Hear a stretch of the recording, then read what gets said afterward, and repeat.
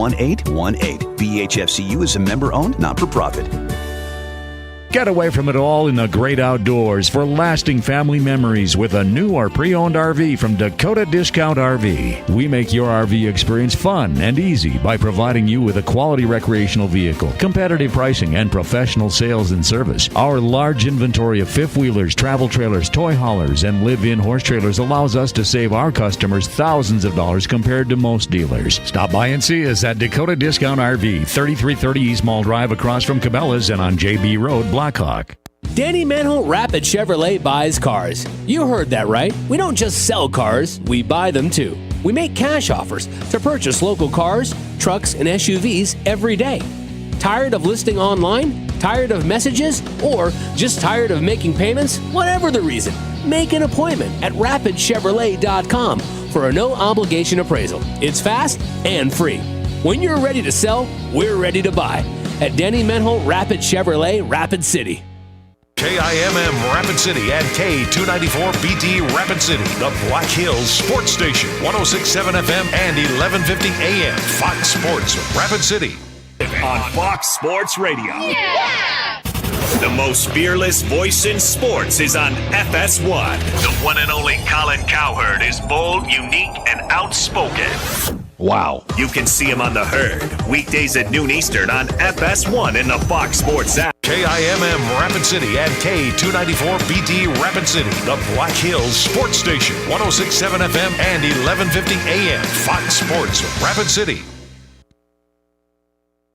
And here's what you need to know. Tonight in South Florida, the Stanley Cup Final resumes with the Panthers home to the Edmonton Oilers. Face-off is at 8 o'clock Eastern Time. Series is tied up at a game apiece.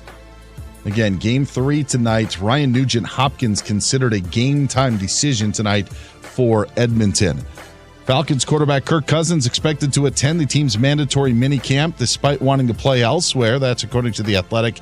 Head coach Raheem Morris said that if Cousins didn't show up to the minicamp, he would be fined. Packers are releasing corner Jair Alexander. Bengals let go of linebacker Jermaine Pratt. In the NBA, Cavaliers guard Darius Garland's going to miss 4 to 5 months. He needed surgery to repair his toe injury. That's according to ESPN, and he'll miss the start of next season. Indiana Fever guard Caitlin Clark won't play tomorrow against the Atlanta Dream, the 5th straight game she's missed because of a quad injury. Red Sox calling up top prospect Roman Anthony. He bets 5th tonight. I'm Dan. It's time for South Dakota's Sports Talk Show.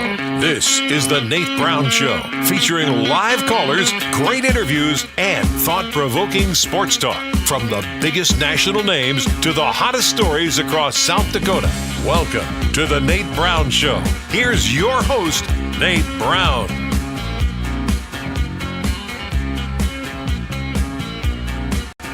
All right, good Monday afternoon to you. Hope you've had a great day today. We're back at it on a Monday, South Dakota Sports Talk Show live on Fox Sports Radio. Welcome in. Hope you've had a nice day and a great weekend. The Nate Brown Show off and running. We're out of the gate tonight with some great, some good college stuff tonight.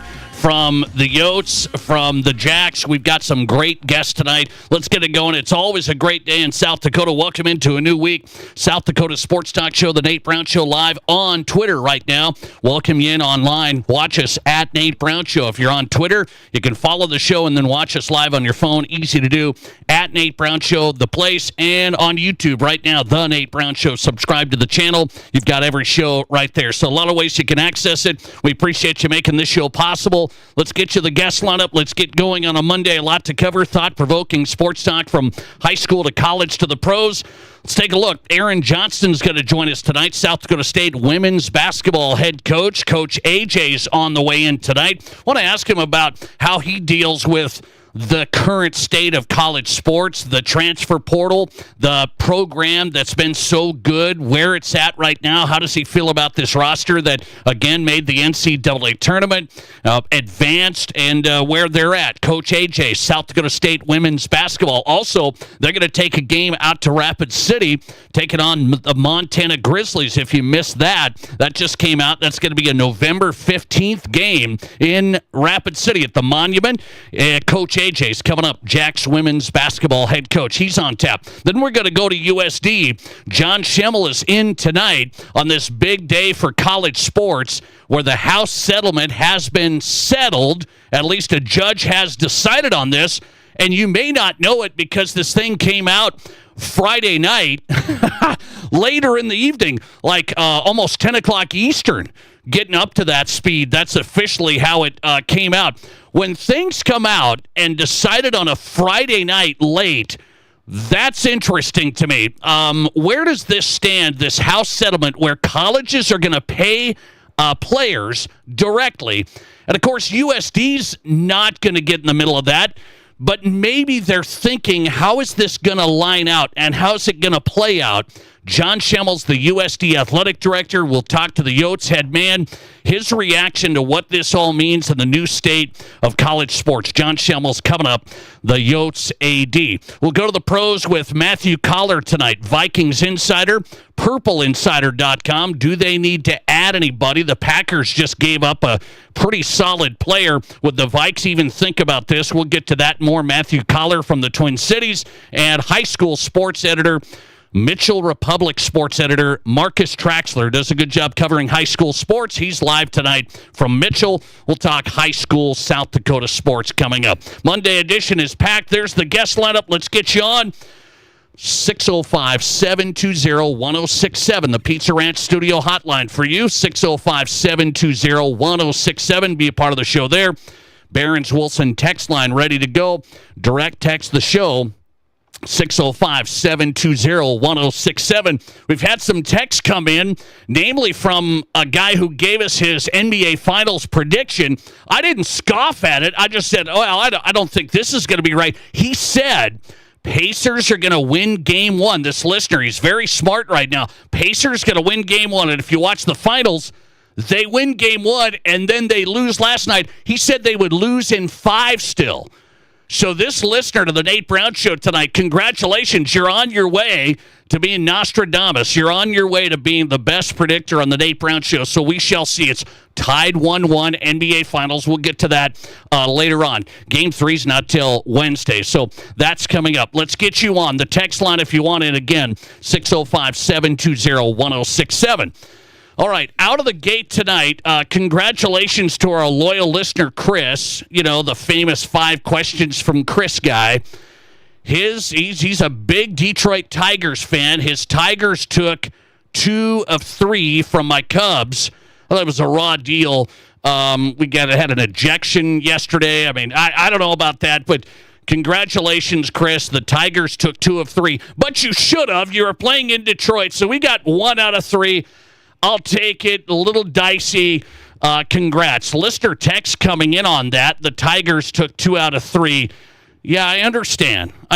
My Cubs are still in good shape in the NL Central, so I'll take that for what I've got, okay? Let's go to this college sports landscape and landmark decision. The landscape's about ready to change in college sports, I think, in a big way. Nobody wants to be an alarmist. We don't do that on the show. We don't just do hot takes and alarming stuff to rile you up on a Monday. We don't just rile you up, right? I'm trying to look at how the college sports deal is going to change, and it seems like it is. So here's the layout. If you missed this Friday night, you had activities. You had baseball. You had softball. You had soccer. You had a life. Friday night, later in the evening, this House settlement, the NCAA House settlement, was finally decided by a judge. Okay? Finally decided by a judge. And I don't like stuff coming out on a Friday night because it looks like it's sneaky. But here's how this is all going to go. Final approval for the landmark House versus the NCAA occurred Friday night, later in the evening. And what this means, I'm just going to give you a Cliff Notes version, because if you kind of follow this on the periphery, you're like, what does this all mean? The big colleges, or quite a few of them, as a matter of fact, that opted into this. You can opt in or opt out. SDSU has opted out for now. USD has opted out for now. But you can make your final decision here in the next month, right? So by, less than a month. By July 1st, universities that opt into this deal, the athletic departments that opt in, are going to revenue share with their athletes. So they're going to get stuff, give stuff to athletes directly for the first time ever. So the estimate's going to be about $20.5 million, and these are mainly, I'm telling you, mainly the Power 4 teams. Mainly.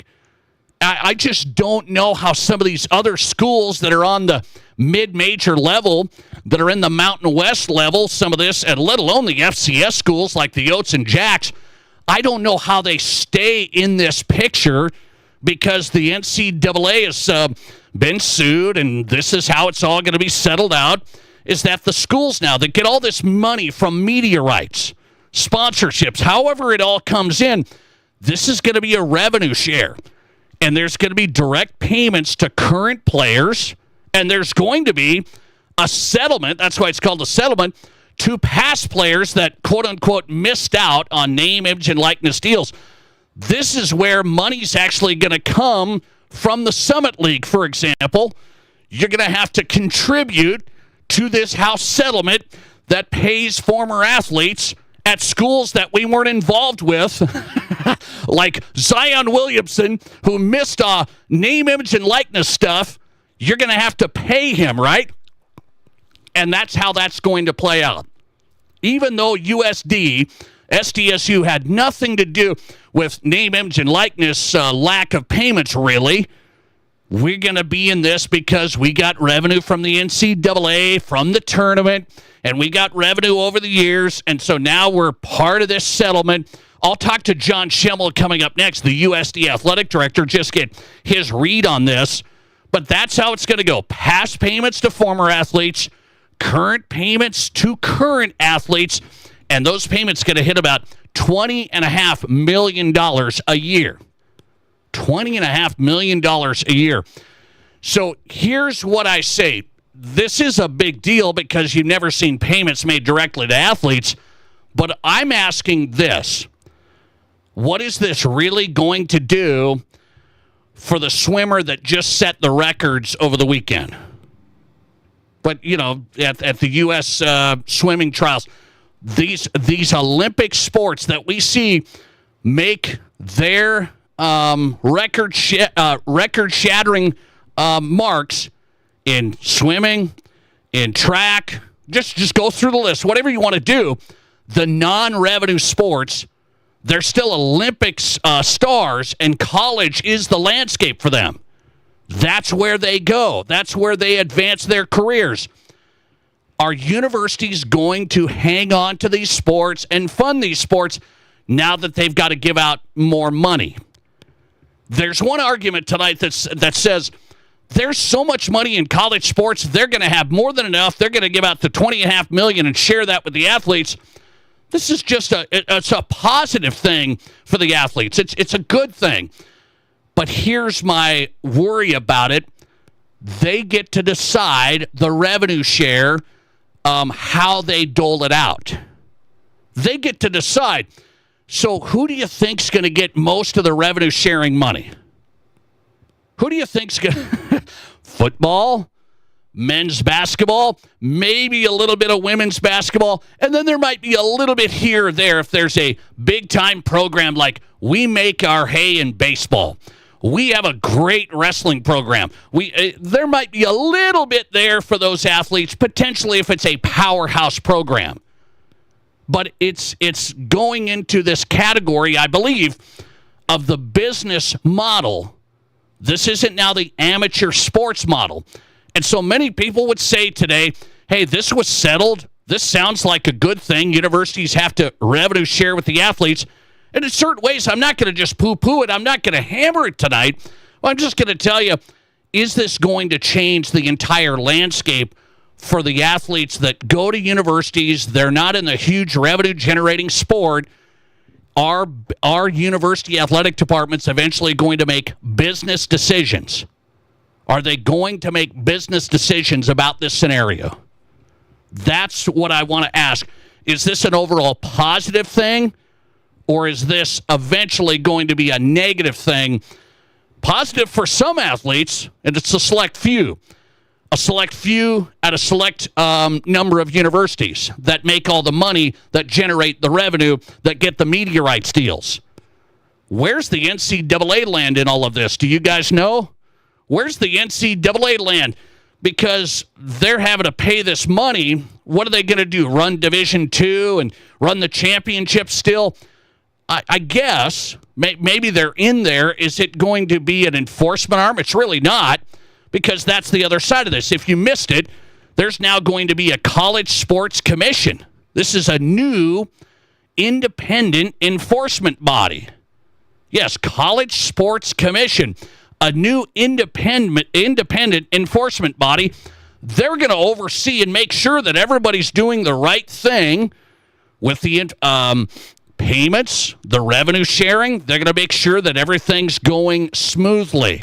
So the NCAA, who used to be in charge of rules and regulations and all of that stuff, they're kind of getting taken out of the picture. The College Sports Commission is this new revenue sharing enforcement entity, and it's going to take a look at, are schools doing this right? And guess what? They're going to work with a consulting firm. I don't know this company. What's it called? Deloitte? It's like one of those AI-generated consulting firms. No, I guess it's a real thing. Nonetheless, it's one of those big consulting firms. They're going to work with them, and they're going to decide, is everything going okay? Are they sharing the revenue appropriately? And then this third party gets to determine what's a fair NIL payment to this athlete. So let me take you into South Dakota, how this may work moving forward. If I'm at a big university and I want to get a South Dakota State player or a USD player, I before could just offer them $200,000. Is $200,000 fair market value for the services of this offensive lineman? Well, who decides that? I guess the College Sports Commission with the consulting firm Deloitte. Deloitte? How do you pronounce this thing? I don't know. It's a real consulting firm that just signed a deal to be part of this new NIL monitoring situation. No, this is all real today on a Monday. Hate to bring all the heaviness to the changing world of college sports to you on a Monday, but I'm just digging through the weeds so you don't have to try and get too confused here, and I'm trying to keep you up to speed on what's happening. This is ultimately a huge shift, and you know what it sounds like? They're just doing a new thing like the NCAA should have done 2 years ago. The NCAA should have been in the middle of this stuff. Well, they tried to be, I guess, until they got sued every which way. So what's stopping the lawyers and the lawsuits from coming now? Nothing, I don't think. So I think this is just going to be a right new landscape. Now there's a third party that determines what fair market value is of an NIL deal. Is this going to save the Jacks and the Yotes from not losing players because they're not giving them a fair market value? We're going to deny that NIL deal? We think that's going to happen? It sounds all good. Oh, wait, this might help the Jacks and Yotes. It sounds good. Somebody's going to monitor this. You just can't pay to play anymore. I'm not buying that. That's what they're telling us today. I'm not buying that this consulting firm, the College Sports Commission, is going to be the long arm of the law, and it's going to hold against all the lawsuits that you better believe will be coming their way. So there's two folds here. What happens to the future of college sports, meaning the Olympic sports? Is this going to be a football and basketball business operation? Is that what's going to happen? Or is this going to stay with, well, there's still going to be some Olympic sports along the way. They're still going to have some college sports that work okay. Not if it's a business. That's what I'm telling you. Not if it's a business, okay? Let me ask you about this. College athletic department's now going to pay athletes directly. $20.5 million is where we're going to start each year. Revenue sharing at these big universities. Will this be a good thing for college sports? That's my question of the day on the Nate Brown Show as we get started on a wild Monday. This came out late Friday night. Everybody just slipped it in, and now college sports just changing in the blink of an eye. Direct payments to athletes, a new college sports commission with the help of a global consulting firm. Could I get a job with those guys? Well, sounds like it pays okay. Let's see. College athletic department's going to pay athletes directly. Will this be a good overall thing? What's your take on the future of college sports? Will the swimmers survive? Will the wrestlers survive? Honestly, good overall thing, paying athletes directly. College athletic departments made to do that through the settlement that came out Friday night, or not? 605-720-1067 if you want in tonight on the Nate Brown Show. That's the Barron's Wilson text line. Let's take a look at some texts coming in. Listener reaction from Matt. You hate to see sports get cut, but the old system was broke. When the Supreme Court hints that just because this has always been the way you have operated, you can't hide behind amateurism when it's $1 billion industry. You have to make changes. Well, the changes are happening right now, today. They happened Friday night. They're going to happen. The new payments are going to start July 1st. The payments are going to start July 1st to the athletes today in playing college sports. Who's going to get what? I know who's going to get the money, and I'm wondering how long they're going to keep the other sports alive. 82% of you say this is not overall a good thing. Sports will get cut. Huge number of you. 82% on Twitter saying sports will get cut in college because of the revenue sharing in the athletic department. 18% of you said it's a overall positive thing. Listener text, the whole idea of Olympic sports at the Big Four university conferences just died Friday night. Listener text, the whole idea of Olympic sports just died Friday night.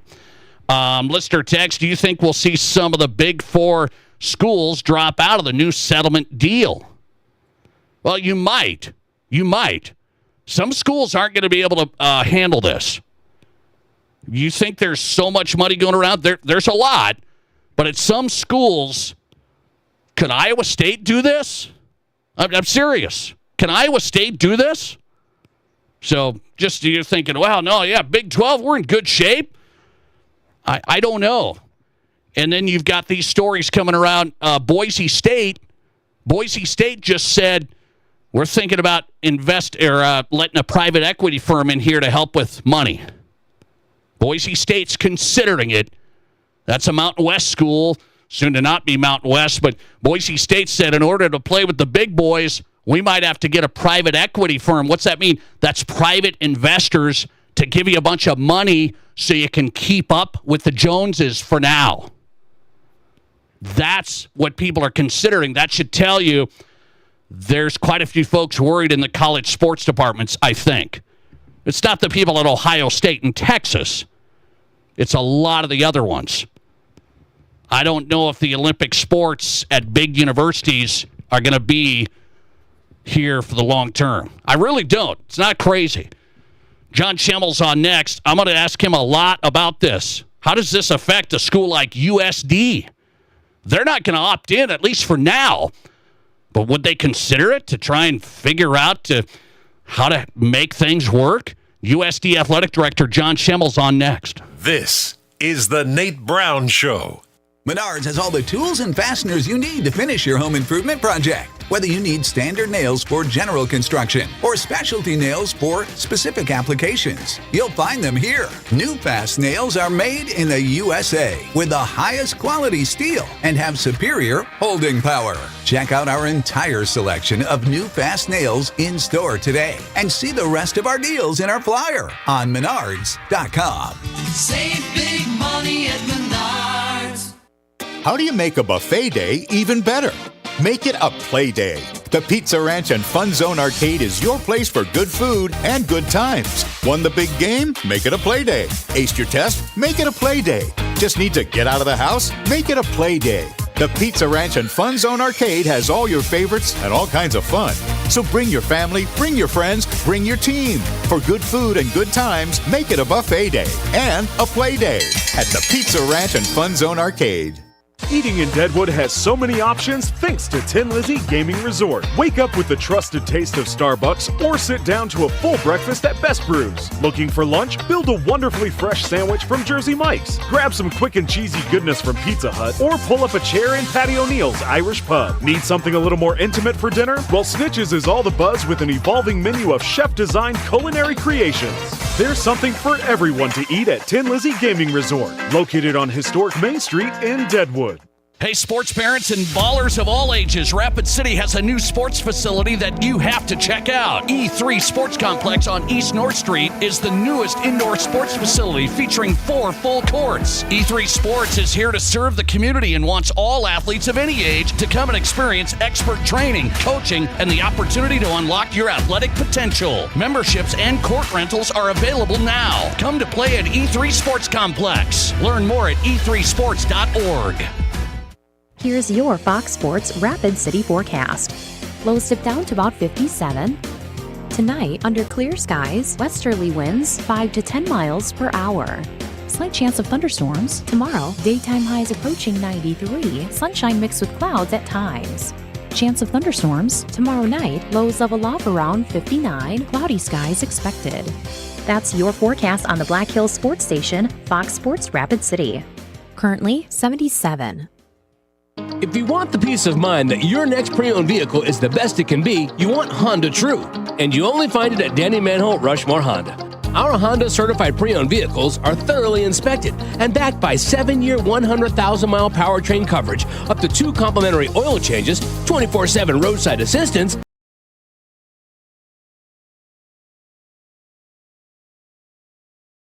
Honda-True.com or see us at Denny Manholt Rushmore Honda.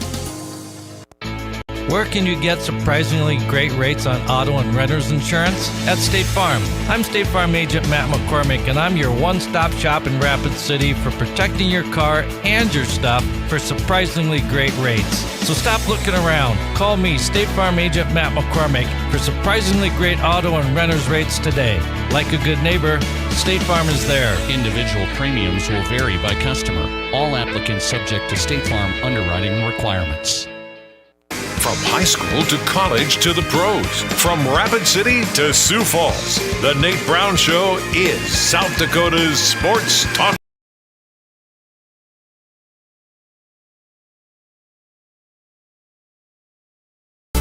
Well, busy Monday as we get going on South Dakota Sports Talk Show, the Nate Brown Show live. Glad to have you on board. We are on Fox Sports Radio across South Dakota, also streaming on Twitter right now at Nate Brown Show. That's where the account's at, so you can follow us, watch us live at Nate Brown Show on Twitter. John Schimmel's on tonight. Appreciate his time. He's busy. What we've got him tonight on this huge weekend for the changing landscape of college sports. You maybe didn't hear it Friday night.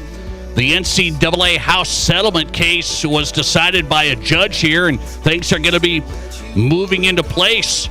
Direct payments to athletes if you're opting in starting July 1st. I mean, so there's steps along the way. I want some reaction from USD Athletic Director John Schimmel on tonight. John, thanks for coming on. I appreciate it. How are you?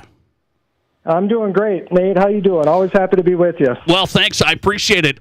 So you're with a bunch of ADs right now. So I'll just start there. This is a huge landmark thing, and I think there's going to be a lot of questions and stuff along the way, but what's the reaction? What are people saying? Yeah, it's chaotic for sure. I think a lot of happy people, a lot of upset people, but I think our joint consensus is everyone's confused and asking a lot of questions, and I think we all know the gist of it, but understanding kind of the details around it is a totally different thing. So we're working through a lot of that stuff right now, but it's chaotic, that's for sure. Okay, so the Cliff Notes version for some of the big programs, some of the big universities that are opting in here. When I say big, they're opting in. They can revenue share $20.5 million a year with current athletes. That's what jumps out to people, and then they say, well, hang on, what about USD? They're not going to do anything like that. So if you're opting out. Where are we standing on that right now? Opting in, opting out, because there's still, people can make decisions officially on this over the next few days.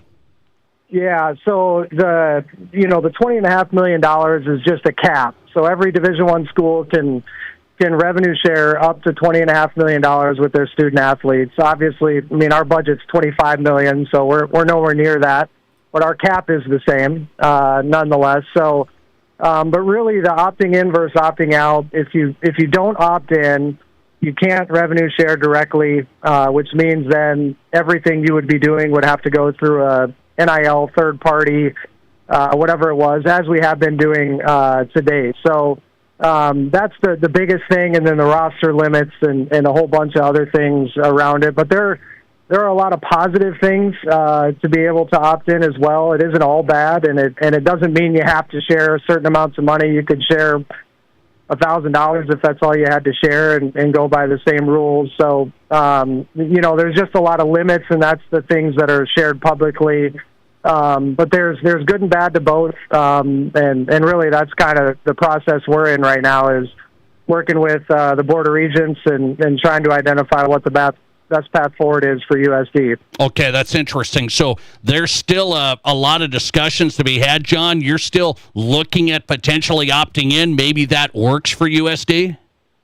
Yes, very much so. Our biggest hang-up initially was the roster limits, and mainly how that ties into enrollment. So for us, we would have had to cut 50 kids if we opted in. Well, now part of the settlement and part of Judge Wilkins' decision basically allowed for grandfathering in of rosters. And so if we can do that, and you can only do that now, so if you wait a year and you opt in a year from now, you immediately have to cut down to the roster limits. Well, now you can grandfather kids in, and so we're really trying to assess, really first what protects our student athletes the most in the rosters that we currently have, and then two, just kind of bringing all the rest into play, because again, other things that can happen if you're revenue sharing, you can share directly with athletes, but then you don't have to be pushing donors to third-party collectives. They can just give to your foundation traditionally and get the tax benefits of that. So again, there's a lot of good things that go into it as well. And yes, we're very much working with the Board of Regents. I'm talking to Justin Sell a lot as well, and trying to kind of analyze what the best path forward is, even and up to including immediately before next year. John Schemmel on tonight, USD Athletic Director, talking about this landmark House versus NCAA settlement that happened Friday night. The judge's decision was brought down. And so I'm thinking about this. Who decides, John, the revenue sharing, let's say at USD? Because you're not Ohio State, so you're not going to take it to $20.5 million. So who decides the revenue sharing? Yeah, the NCAA put out, I guess, recommendations is what I would call them on certain splits. But that's just a recommendation.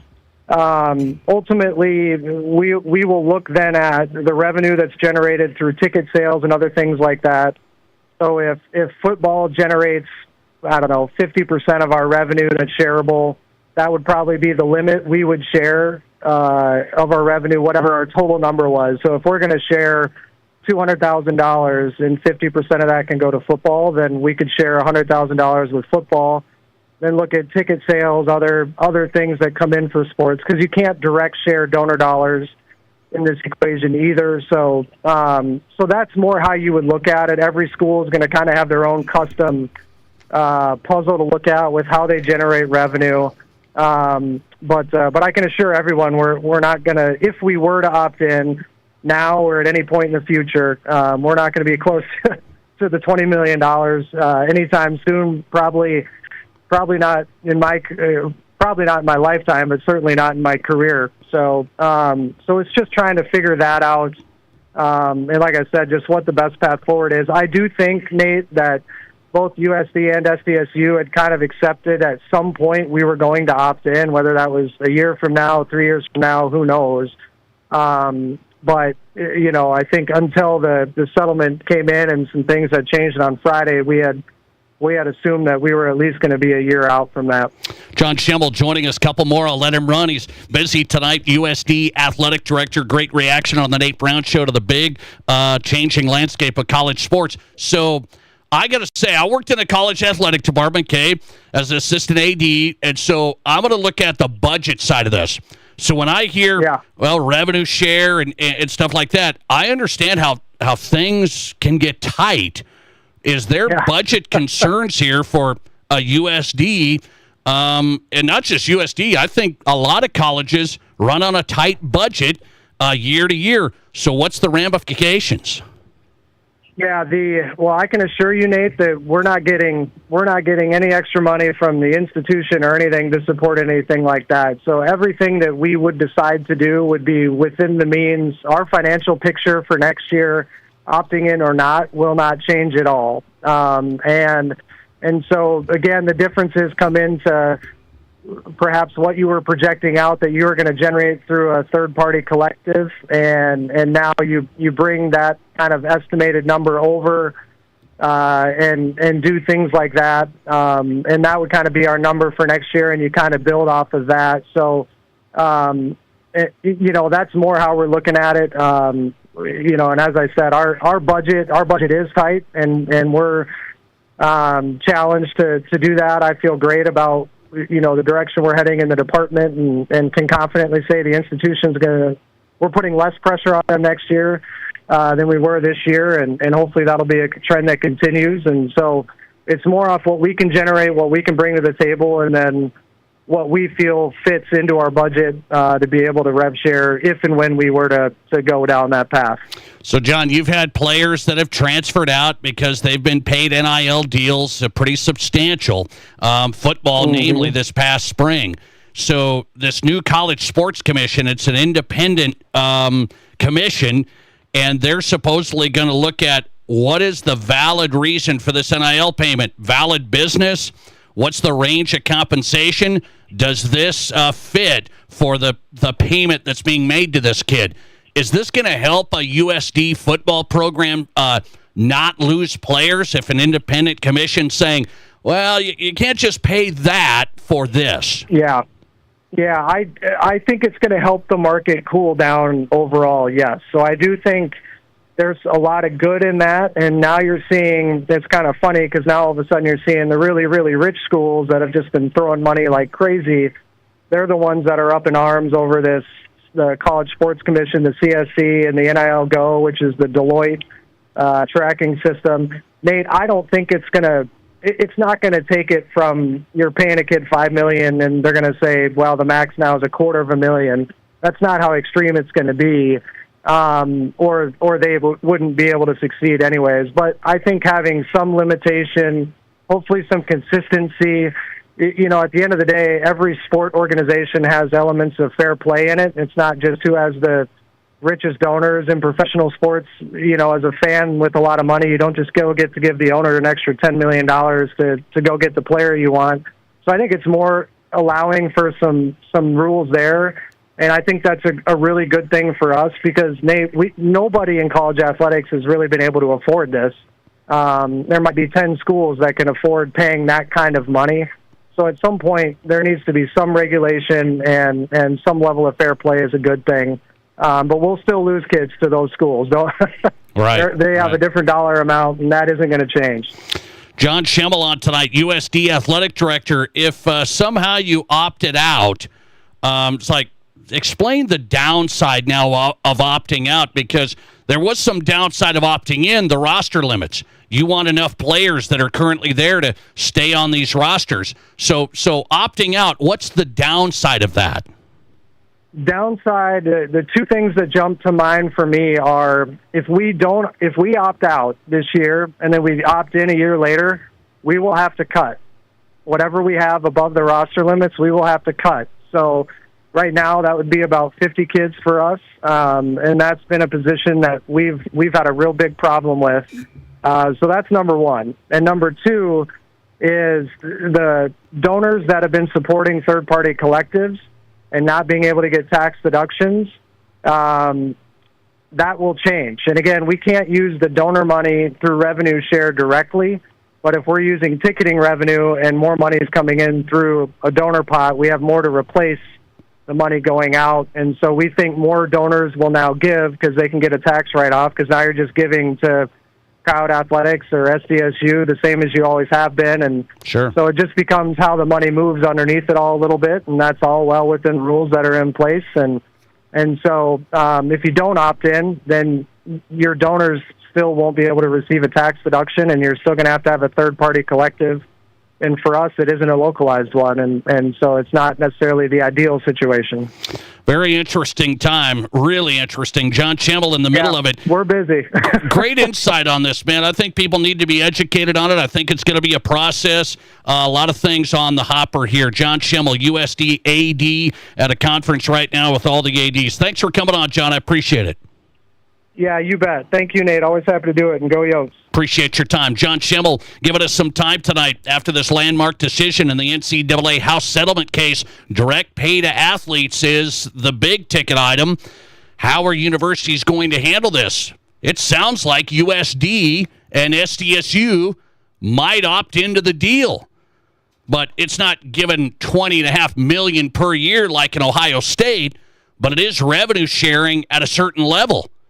Two current USD and SDSU athletes. They're considering opting in. That's the big headline from the interview. John Schimmel, just on, USD Athletic Director, getting us started tonight. Let's go to another college guest, Aaron Johnston, South Dakota State women's basketball head coach. He made a headline last week, but now I want his reaction to this as well. What about women's basketball in this picture? Coach AJ, live from Brookings, on the way. This is South Dakota's Sports Talk Show. Headed to the 85th Sturgis Rally? Make the ride even better with a stay at Cadillac Jackson Deadwood. Relax in style with 3 top-notch hotels. Spring Hill Suites by Marriott, Doubletree, and True by Hilton. Plus, enjoy 4 eateries and Deadwood's largest casino floor. Mention this ad and receive an exclusive Gambler's Getaway that includes a $20 food and beverage credit, $30 in Cadillac cash, and 2 free drink tickets. Book your rally stay today at Cadillac Jacks. Call 605-578-1500.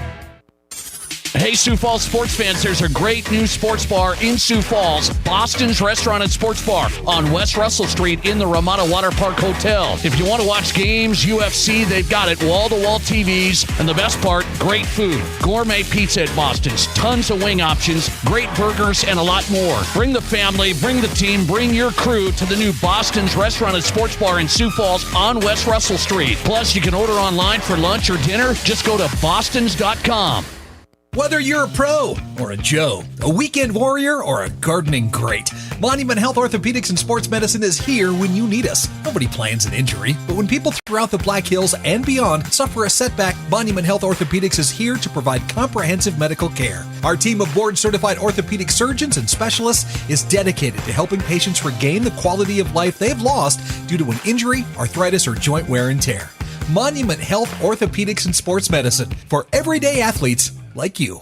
Hi, folks. Kevin McPherson, McPherson Auction Company. I want to invite you to the 12th Annual Wild Bill Days Classic Car Auction coming up Saturday, June 14th at the Deadwood Mountain Grand, Deadwood, South Dakota. Now, this is a live auction with simulcast bidding available. Approximately 75 cars, trucks, and hot rods will be crossing the block starting at 10 a.m. Also be selling memorabilia. Hope to see you all Saturday, the 14th of June. Free concerts, classic car auction, Deadwood Mountain Grand, Deadwood, South Dakota. For more details, go to McPhersonAuction.com. This isn't just the sound of a legendary Brunswick pool table. It's the sound of families about to make memories together. And while this may sound like the hum of a spa, listen closely and you'll hear backyard fun for years to come. So while Splash City's guarantee of quality sure sounds good, we know quality time sounds even better. Who wants another burger? Splash City, 1024 West Omaha, across from Connects in Rapid City. If you're in the market for a vehicle right now, you probably have noticed it's sometimes hard to find the right one. That's where Summit Automotive Group steps in. Stacy and Matt and their staff working hard to get a great selection of pre-owned vehicles at affordable prices. At Summit Automotive, they have a different outlook on selling you a vehicle. You'll experience stress-free shopping, friendly, honest service with no high-pressure sales gimmicks. Before you buy, drop by East Highway 44, summitautogrp.com. Hi, this is David Brenneman with Coldwell Banker, Black Hills Legacy in Rapid City. Have you thought about buying a home or real estate in the Black Hills? Maybe you want to upgrade to your forever home? I have been helping people in the Black Hills find the right home for nearly 20 years. When it comes to buying or selling, experience matters. Let me do the work, and you can open the door to your new home. Say hello to a good buy with me, David Brenneman. To get started, just Google David Brenneman, Coldwell Banker. Live callers, big-time interviews, and breaking sports news. This is South Dakota's sports talk show, The Nate Brown.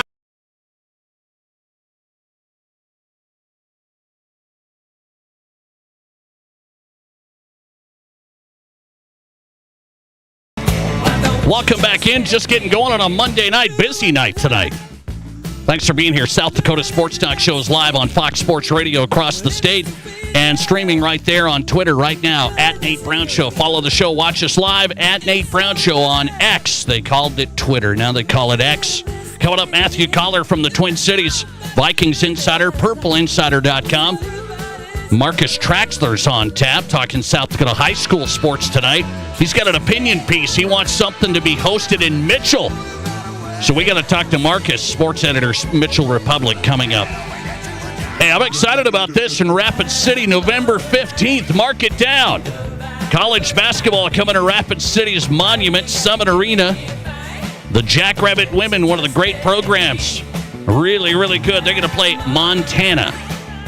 Head coach, Coach AJ, Aaron Johnston on tonight, South Dakota women's basketball coach. Coach, good to have you on. How are you? I'm doing great. Thanks for having me. Well, I appreciate it. I want your reaction to this. You guys are coming to Rapid City at the Monument November 15th. So here's how it played out. The men did it last year. Great crowd. A lot of fun. I think Rapid City really embraced it. A lot of Jacks fans in Rapid City.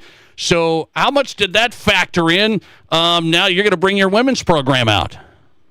Yeah, the men had a great experience talking to their staff and even some of their players, seeing them after the trip. It was just, it was a memorable trip for them to have a chance to experience that part of the state and to have the fan support that they had. Everybody there treated them fantastic. They came back just raving about the experience. I think they went to Rushmore. I think they went to the Air Force Base, so they saw some other things out there that are important to the state and area that, quite honestly, a lot of our players wouldn't get a chance to experience had they not played out there. So we came back and talked about it, and we were just thrilled to have the opportunity, and the people we've worked with there to put the game together have been great and energetic to get it done. And then we'll bring in a really good team. Montana is going to have a great women's team next year, and they'll probably have some fans and people that travel with them that come and experience Rapid City for a little bit too. So it's it's a thrill. Our players are ecstatic. Our coaches are too, and we'll make a good couple of days of it. South Dakota State women's basketball head coach Aaron Johnston on tonight. Coach AJ's bringing the Jackrabbit women to Rapid City. That's November 15th. It was just released. They're going to play University of Montana women's college basketball at the Monument November 15th. So how hard is it to put all the pieces together? You want to do it. You got to have the university wanting to do it. Montana's going to want, they have to want to do it. How does it all come together? You're right. A ton of moving parts when you play a neutral site game that involves, the people in Rapid City who are working to put together great events for their facility, for their community. It's just, there are a lot of people that have to come together. So we're thankful that it all worked out.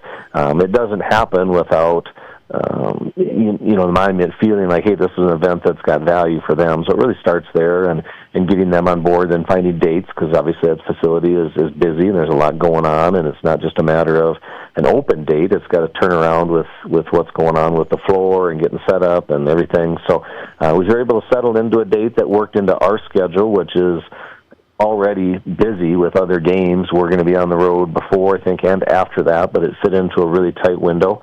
We found Montana early in the process, and their staff was really good, too. They're looking forward to coming there and experiencing that, and so they're excited about it.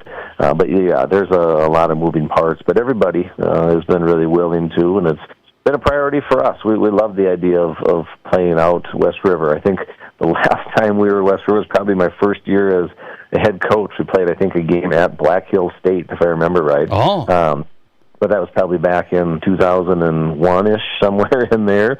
And so, yeah, it's going to be fun. We're looking forward to it. We've been visitors out there as a family many times. My wife, Lori, is from Rapid City, so we went out and visited her family several times over the years and really familiar with it. So we're looking forward to taking our group back there again in November. Well, I look forward to it myself. I hope Rapid City basketball fans get out. The men's game was well attended, a lot of fun, and now the SDSU women coming out. A great program under head coach Aaron Johnston. They'll play Montana again November 15th. Wanted to get Coach on and talk about it. I want to talk about your program right now. I think, hey, you've got nice players back. I know Haley Timmer transferred out. How did you work to keep some solid players coming back in this current state of college sports? How do you feel? Yeah, good, really good. Recruiting is always happening. It's not just high school players anymore. It's your current roster. It's maintaining relationships, talking about a clear plan and vision for each player, how they can help, and it's always ongoing. And we did lose a couple of players last year, a little bit to playing time, a little bit to just looking for a different opportunity, and great players. We wish them both really well. There's no bad blood on our end, and I certainly don't think there is on their end. It was just looking for something different, and I think that'll be the case with college athletics. I think football, both basketballs, men and women, really feel it probably the most. But it's happening in really all sports, so we have to get ready for that.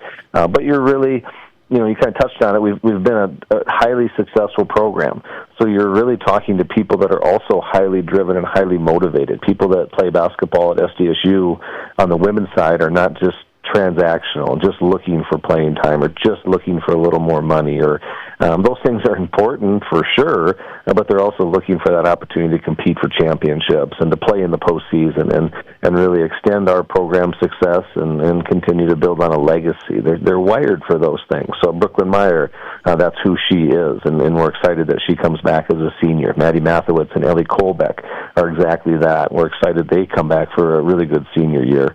And then outside of those three, we've got a lot of new faces and young faces who are incredibly talented, some really good, some of the very best players in the state of South Dakota the last couple of years will join us next year and have bigger roles and take on some of the responsibility that left with graduation. And then we have a transfer, Maggie Hartwig from Evansville, who's going to be a really good player for us. Really lucky to get her out of the transfer portal. So in terms of talent, we're going to be as talented as we've ever been. We maybe are a little bit young in a couple of areas, but the talent will be there, and we're lucky to keep this group together because they've got a lot of good things they can accomplish the next couple of years. Coach, it's summertime. You're probably out on the trail still. You take a little time, but AAU season's upon us. You're taking a look here.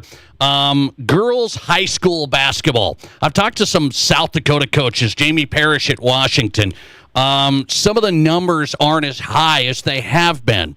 What do you see from high school girls basketball participation? What are the concerns, or is it in great shape? Yeah, I mean, that's always a tough one. Participation numbers are real and they're accurate, and there are more girls playing other sports, and so that's great to see, too. I don't think participation numbers are just always a great example of where the game is at, but certainly some players are moving on to other sports, and that's probably good and healthy for those other sports. But in terms of talent level and the quality of girls basketball, I think it continues to get better and better. Look at our roster. Our roster is always filled with the very best South Dakota players. Since 2019, we've been to the Sweet 16. That was Macy Miller's senior year. We've been to the second round of the tournament twice. We've won the WNIT championship. You're seeing some of the very best teams and players in the country who we're competing against, and our local players have done a great job of maintaining our success. And that's been done with Maya Sellens and Peyton Burkhartz and just so many really good South Dakota players over the years. We've got so many young ones now that will carry that on. So the talent level is as good as it's ever been. Certainly participation numbers are things to pay attention to and figure out why they're moving. But some of that's just simply the growth of other sports, and that's positive and healthy and good to see, not necessarily a reflection of things not going well in basketball. I'll let you run with this. Coach AJ on tonight. South Dakota State women's basketball head coach. The Jackrabbit women coming to Rapid City. Big headline November 15th, playing neutral site game against the Montana Grizzlies. I just had John Schemmel on from down at USD. Justin Sell there at SDSU, the AD's done a great job. They're talking right now about this new NCAA settlement, potentially about opting in, and that could be revenue sharing with athletes. There's a lot of parts there. You're just coaching, Coach, but what's your reaction to a new model potentially of college sports with athletes getting revenue share? Certain sports will get this or that potentially, and some schools maybe opting in, and SDSU looking at that. Yeah, no, I'm glad the settlement finally passed, and that was last Friday, so it's still very new. There's still a lot to sort out for everybody, whether you're at Alabama or whether you're at South Dakota State. There'll be incredibly new, uncharted territory. You might think you have a plan, but it'll still change as tax rules come in play. I mean, there's so many other things that will go into this and how this revenue will have to be fundraised and then reported and collected, and so there's a lot to figure out. But the general concept of revenue sharing and opting into that, I would be a proponent of that. I would be well in favor of that. It doesn't mean that we're going to compete in the same way that Tennessee women's basketball does, but we haven't in the past either, whether it's budget or, a variety of things. They've been in a different place than we are, and that'll continue to be with revenue sharing. So we've got to find an amount or value or a way to make that happen that still fits the university and fits our community and fits where we are as a women's basketball program. But it gives us a lot of flexibility to connect with players, help keep them engaged in a variety of different ways. The revenue sharing will be one small part of that. But, no, I'm a big proponent of that. I think it's a good move for us, gives us a lot of flexibility, helps us interact directly with donors and make sure we're crafting the message that makes sense and kind of takes a little bit out of the third-party hands that are these collectives and NIL agents and things like that. So I think it could be a good thing. I hope it works out, and we're going to have to be ready for it because these things are happening. There's no stopping it now. So now it's figuring out how it's going to work best for us. SDSU considering opting into this big deal, and we'll stay on top of it. Aaron Johnston on tonight. SDSU women's basketball head coach will be in Rapid City November 15th to take on Montana. Coach, enjoy the summer. Thanks a lot for the time. Okay, appreciate it. Appreciate you. AJ on tonight. Jackrabbits women's basketball coach going to come out to Rapid City. Mark the calendar, November 15th. Monument, University of Montana. If you're a West River Jacks fan, Jackrabbit women's basketball haven't been here, he said, in the Black Hills since 2001. How about that? Coach AJ on tonight with reaction to the NCAA settlement as well. Good stuff on the Nate Brown Show. Let's take a look at the question of the day. What do you say? Will this be overall a good thing for college sports? Revenue sharing directly from the colleges to the athletes. Overall a positive thing, or will it be a negative thing in the long run? We'll discuss. Take a look at your reaction next. This is the Nate Brown Show. There's nothing like it. Not for hundreds of miles in any direction. A gathering space for all kinds of people from all kinds of backgrounds. To share, to revel, to stand together and celebrate life's greatest moments.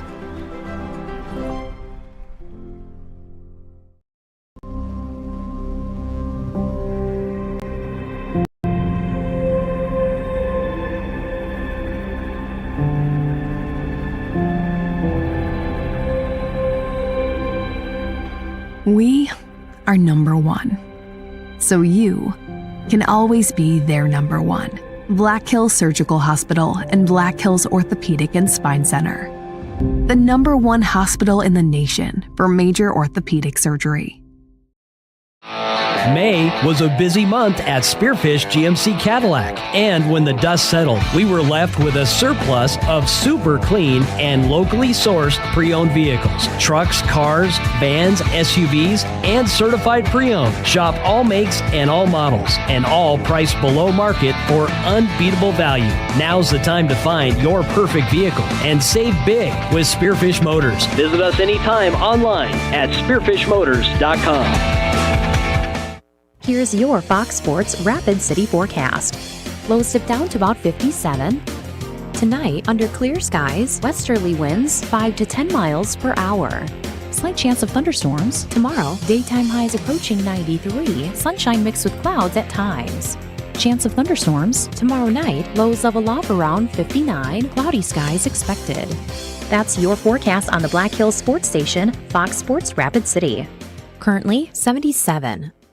Mr. Liquor 2 would like to thank the thousands of customers who've purchased spirits in their new location off Catron since they opened in mid-November. Join the crowd who's discovered the unmatched selection of spirits, beers, and wines. Order from their 20 draft beers in the adjoining Campfire Bar and enjoy it while you shop. Plus, keep up to date on in-store beverage tastings and food truck appearances on the Mr. Liquor Facebook page. Thank you again for your business from the new Mr. Liquor 2 off Catron next to Walmart or their original location on the corner of West Chicago and Sturgis Road in Rapid City.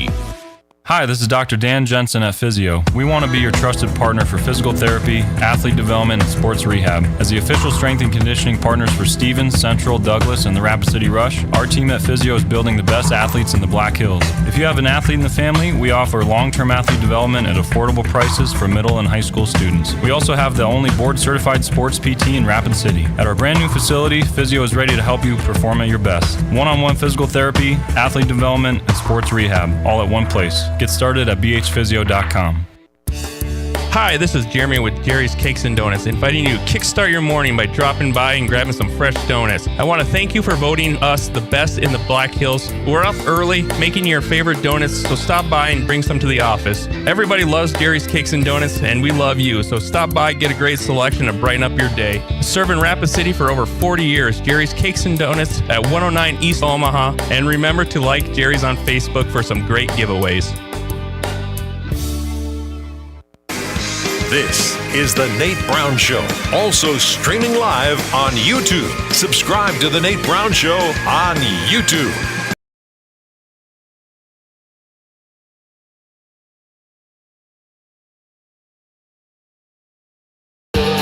Welcome back in. The Nate Brown Show is on Fox Sports Radio. It's South Dakota Sports Talk Show on a Monday. Boy, what a first hour. We had this college sports landmark decision Friday night. You may have not even heard about it. Like, if you're busy over the weekend, it wasn't thrown around much, but you got the House settlement case decided by the judge. That means universities now can pay athletes directly. So you have to opt in, though, this month. And USD and SDSU now considering it. Before, they weren't really considering it because there was roster limits and all sorts of stuff. You had to cut players. And they want players at the university, even if they're not on a full scholarship, for tuition for the universities, right? So you want pretty big programs to have players attending USD and SDSU. Well, now that roster limit thing changing. If you're in, you can grandfather in. So big news tonight. We talked to John Schemmel, USD Athletic Director, tonight. We just talked to Aaron Johnston, Coach AJ, South Dakota State women's basketball. They both sounded like, hey, SDSU and USD considering opting in now because the revenue sharing is one thing. The Ohio States of the world, they're going to be capped at $20.5 million. They make all the money, the media rights deals and everything, so they can pay their players in the athletic department $20.5 million a year. But SDSU and USD, if you opted in, you would have to revenue share, but it's all determining what type of money you do make, ticket sales, sponsorships, that whole thing. So here's my only concern with this. It's interesting. I had great conversations with John Schemmel, and he said, hey, both us and he said Justin Sell, I'm talking to him at SDSU, we're considering this now. It sure sounds like they might opt in here this month. That's what it sounds like. I'm not going to set it for sure. They haven't said it, but they're talking about the border regions working through this. My concern is the budgets are tight anyway. And so you're going to say, well, what do you mean? If revenue's coming in for SDSU and sponsorships and ticket sales, stuff like that, they got money. But again, these universities, the USDs, the SDSUs, they run on a tight budget year to year. Year to year. It's not like they carry over a bunch of money. So I worked in college athletics for 3 years. Not an expert by any means, but I just know how tight things are. You account for every dollar, especially at the lower levels. Scholarships, okay? You're trying to max out there. You're trying to cost of living. So they added in some of that stuff at these universities. And now you've got revenue share that's going to be coming in here where it's like you're relying on ticket sales. You're relying on sponsorships just to meet the budget for all of the sports. That's the kicker. They have to get student fees from students, right, at the universities that go towards athletics to help supplement that. So when you put all the budget stuff together, the SDSUs and USDs aren't going to have a bunch of money left over every year. And so if you cut into that with revenue sharing directly to the athletes, I'm not telling you it's a bad thing. The athletes are going to get it directly. I just wonder how it hits the budgets. That's what I wonder. Okay? So will this be an overall positive thing for college sports? Direct payments to athletes from revenue sharing at college athletic departments. Will the Jacks and the Yotes opt into this deal? I sure getting the sense tonight, just in the first hour of the Nate Brown Show, that they're really thinking about it. They're really thinking they might get into this thing. Is it going to be a positive thing? And when I say, will this be a positive thing for college sports, I mean all of the other sports that don't even generate revenue. They're relying on payments from the university supplementing the budget. They don't generate revenue in a lot of sports at college. Okay? So not everybody's Texas, Ohio State, Texas A&M. We know that. Okay? It doesn't matter. Well, those guys are going to be paying millions. Yeah, I know. What can USD and SDSU afford to pay and keep every sport that's on campus? That's what I ultimately want.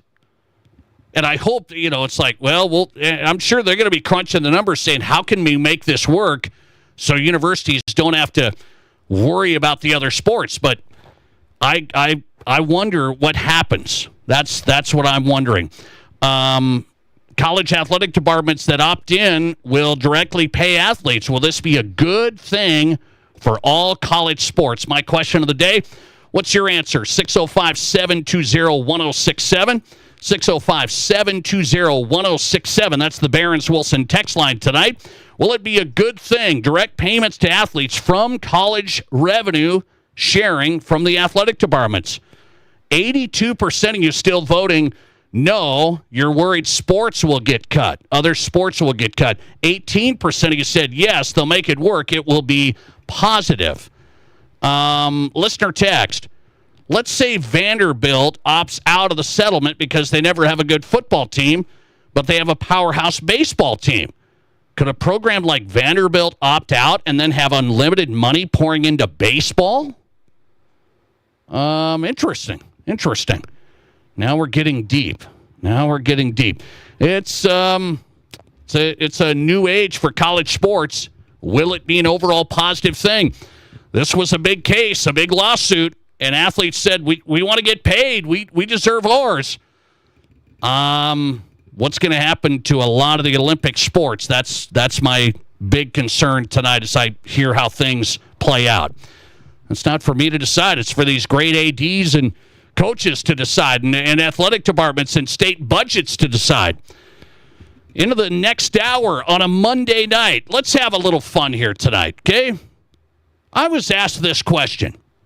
What South Dakota sports topic would make for the best documentary? Drama, interesting, theatrics. Okay, I'm going to get into this. I've got some candidates tonight. What South Dakota sports topic, and this is from the little kids to the high school to college, which South Dakota sports topic would make for the best, most interesting, dramatic documentary? If you were to make a documentary today, because I've thought about this, me and Matt Kearney, we should start a new project. Go behind the scenes of a program and make a documentary. Which South Dakota sports topic would you want to watch most? I've got my candidates. We'll discuss next. This is South Dakota's Sports Talk Show. Ace is the place with the helpful hardware, folks. At Ace, your backyard is right in our backyard. So when you need to feed your grass, remove the weeds, or wrangle those leaves, go to the best place that delivers on top brands like Ego, Toro, and Steel. No warehouse store can match the convenience of your locally owned neighborhood Ace. So stop on by. You can also order online for curbside pickup or get what you need delivered. Around the block, what you need in stock with people who know their lawn care. At participating stores. Yeah, can I get the taco burger value combo? That's a value? I know it's a taco and a burger, but come on. Yeah, I can find a better value right across the street. No, not at the bait shop, at the gas station. I can get a South Dakota Lottery scratch game for as little as $1. You can actually win thousands of dollars. Almost enough to eat here. Good fun. Must be 18 to play. Please play responsibly. Being in business has its rewards as well as its challenges. It means being the first one in the door in the morning and turning off the lights when you leave at night. Your business is unique, and you need a bank that understands your needs. You deserve the best. You need a financial partner that is invested in your success. You need Pioneer Bank and Trust. Don't settle. Pioneer. Pioneer Bank and Trust. Local. Pioneer Bank and Trust. Member FDIC. Kelley Blue Book Instant Cash Offer from Denny Menholt Toyota. Use your phone. It's fast and easy. Pull up our website, click on Value Trade-In, scan your VIN, and tell us about your car. You are on your way to a no-hassle, no-commitment cash offer on your vehicle in under 5 minutes. Bring your vehicle and your Kelley Blue Book Instant Cash Offer to Denny Menholt Toyota and get cash or trade-in credit today. See you soon at Denny Menholt Toyota, Rapid City. KIMM Rapid City and K294BT Rapid City, the Black Hills Sports Station, 106.7 FM and 1150 AM, Fox Sports Rapid City. Ready to be part of something big? Meet the Rapid City Sports Commission, the powerhouse behind sports in Rapid City. The commission focuses on bringing regional and national tournaments, supporting homegrown events, and creating opportunities for our kids. But it's not just games, it's a win-win for all of us. Youth sports fuel our economy. Hosting events in Rapid City means out-of-town families shop, dine, and stay with us, which boosts sales tax revenues too. To get in on the action, visit rcsportscommission.com, where we're all about the hustle. Have you ever really thought about how important your front door, and every entry door into your home for that matter, really is? That door provides security for your family and so much more. The wait is over. Ensemble Doors by Renewal by Andersen have arrived. These awesome secure doors have timeless style, elegant features. They can be customized countless ways with the legendary quality of Renewal by Andersen. Right now, Renewal by Andersen is offering an incredible value on Ensemble entry doors. You get 20% off every Ensemble entry door. No money down, no interest, no payments for 12 months. No payments for a year. Ensemble entry doors by Renewal by Andersen are just so much better. They're built with the best quality materials, including Renewal by Andersen's exclusive Fibrex, which has been tested to deliver enhanced security, certified performance, and lasting beauty. Please visit RBARapidCity.com now. That's RBARapidCity.com to book your free estimate. Ensemble entry doors, the wait is over. One more time. This is the Nate Brown Show. From the biggest national names to the hottest stories across South Dakota. Welcome to the Nate Brown Show. Here's your host, Nate Brown. Monday on the Nate Brown Show. It's always a great day in South Dakota. Welcome in South Dakota Sports Talk Show Live. Glad you're here. Hope you have had a solid day. We're on the drive home tonight. Let's take a look at what's on tap on the Nate Brown Show, brought to you by the Campfire Bar at Mr. Liquor 2. What's on tap there? 20 local brews on tap tonight. And live sports, Game 3 Stanley Cup Finals tonight. Wednesday, Game 3 NBA Finals. It's all on at the Campfire Bar with 20 South Dakota brews on tap inside the new Mr. Liquor 2 off Catron Boulevard. Let's take a look at what's on tap. Matthew Collar is on tap from Twin Cities, PurpleInsider.com. Would the Vikings think about adding to the secondary? A couple of guys available. One guy today, Matthew Collar coming up. Vikings Insider straight ahead. We'll go South Dakota Sports with Marcus Traxler, sports editor for the Mitchell Republic. He says Mitchell should be able to host this state tournament moving forward. I'm going to talk to Marcus Traxler. What does Mitchell want to host? At least, well, what does Marcus want to host? Marcus Traxler, Mitchell Republic sports editor, is coming up. I was at lunch last week. This was a great lunch with my unpaid production staff. These guys put in a lot of work. They put in a lot of work for being unpaid, and they always come up with interesting scenarios. They asked me, Nate, if you could make a South Dakota sports documentary, because I like documentaries. If you could make a South Dakota sports documentary, which one would be the most dramatic, the most interesting, behind-the-scenes look? And so we started throwing out some options, and I think I have my number one option tonight. But I said, let's make it a South Dakota sports question of the day on the Nate Brown Show. Let's throw it out to the audience tonight on the Nate Brown Show across South Dakota. So you guys, give me a little perspective here. We're talking inside politics. We're talking parents, coaches, players, really interesting scenes. So if you could make a South Dakota sports documentary, which documentary would you make? Okay? So South Dakota sports topic that would, sports topic /story/team/town. Which South Dakota sports topic would make the most dramatic and interesting behind-the-scenes documentary? That's my question of the day. Throw out some options for me if you would. I'd like to get your read. I've got some that I'm going to throw out tonight. I'll save my best for last. I've got some that I'm going to throw out. But what would you say? 605-720-1067. South Dakota sports documentary, most dramatic. This is key. It's got to be interesting. It's got to be dramatic. There's got to be some, how documentaries. I'm talking like behind the scenes, like The Last Dance type stuff. And by the way, I was told that I've got to watch this documentary, Chiefsaholic. Chiefsaholic, is that on Netflix? That's how this kind of started. Like, hey, you got to watch this documentary. This is unbelievably off the charts. This Chiefs super fan that got in trouble and all sorts of stuff. By the way, I haven't watched that yet. So don't spoil it. But South Dakota sports documentary that would be most interesting. Okay, dramatic. Let's start with one here. Let's start with one. What about South Dakota amateur baseball? West River, not very big. I understand. This is for the East River listeners tonight.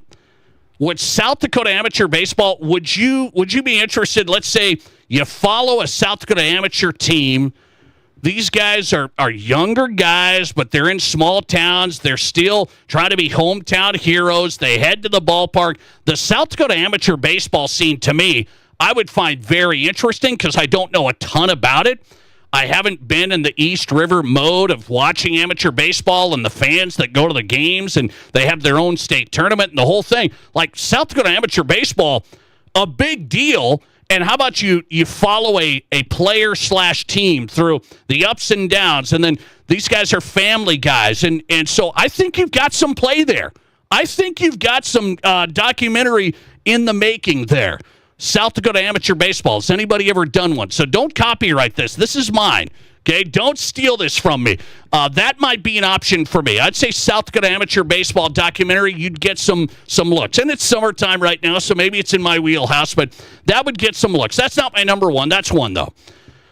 This one here, I think would be interesting. The rise, and you'd have to follow this program or that program, and maybe all of them, the rise and dominance of Sioux Falls high school football.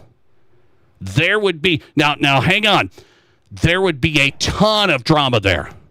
A ton of drama. Transferring, the parents, the programs that have been built through the years, and now how it's advanced into the training, the academies, the whole thing. The Sioux Falls high school football scene. That would be something to watch. You could make a very interesting documentary through that from a player's perspective, a family perspective. How has Sioux Falls really changed the football landscape? Because it used to be O'Gorman. O'Gorman had the run. Then the Sioux Falls Public Schools came on top, and now they've been really hard to knock off. Although there's the East River rise. Brandon Valley's in the mix on this whole thing. So Sioux Falls high school football, that documentary to me would be interesting. How have they taken control of the big school class of high school football? And my number one vote And you guys have you have to know the behind the scenes here. This is the key. The number one South Dakota sports documentary for me to be made, and you would get the glimpse of absolute craziness. The South Dakota Little League setup. And I want to do both. I want to do Rapid City Little League. I want to do Sioux Falls Little League. The evil empire that has taken on. Anyway, I mean, Sioux Falls Little League's taken over the scene. So I would want to take you behind the scenes into how the players get picked for the teams in Rapid City. They went to the Little League World Series initially, and that's been like the ultimate goal, right? You got to keep this. And then Sioux Falls jumps on the scene. How did Sioux Falls take control of the South Dakota Little League structure? They've got the teams. Now they've been to the Little League World Series. Now they've taken over Rapid City, left flailing in the wind. That's the number one. I mean, you want to talk about tears and joy and drama? South Dakota, Rapid City, Sioux Falls Little League documentary. If I was smart enough to do it, if I could put it together, it would be an all-time bestseller. We could make that one on net. We could put that on Netflix. We could. I'm serious. That's so much drama there. That's so much drama. Listener reaction here. Let's see your best South Dakota sports documentaries. Candidates coming in. Listener text 605-720-1067 if you want to text on the text line. One is the overall fight between Legion baseball and South Dakota high school baseball. Legion baseball versus South Dakota high school baseball. That's an interesting one. Listener text, how about the drama of a small town trying to get enough kids to play football to keep their program alive? Small town to get enough kids to play football to keep the program going. I like it. Listener text, let's see more coming in. Inside the State B tournament in Aberdeen. Yes. Yeah, that's not bad. Let's see. Listener text, the West River football struggle. The West River football scene. That's not bad. That's pretty good. More coming in. Listener text, there's not much drama in amateur baseball, I don't think. There's not? I mean, it seems like the real deal to me. I'd get in on that. One more. Youth travel sports in South Dakota. Yeah, I'm too close to it. I can't. You'd be videoing me, and it wouldn't be a pretty sight. Thanks for listening to the Nate Brown Show. Give me your hitters. South Dakota sports documentaries. What would be the most interesting? I'm still voting for Rapid City Sioux Falls Little League. But hang on. Let's put it on Twitter. 38% say amateur baseball most interesting. 36% Sioux Falls high school football documentary. 26% Rapid City Sioux Falls Little League documentary. You just don't see how much drama there. I mean, if you knew, only if you knew. See, that's the point. You would find out. We'll put it on Netflix. Let's get to work, our new project. Matthew Callers coming up next. We'll move on with PurpleInsider.com Vikings writer. Would the Vikes pick up an extra player that's available today? Do they need a guy like this? Next. This is the Nate Brown Show. There's nothing like it. Not for hundreds of miles in any direction. A gathering space for all kinds of people from all kinds of backgrounds. To share, to revel, to stand together and celebrate life's greatest moments.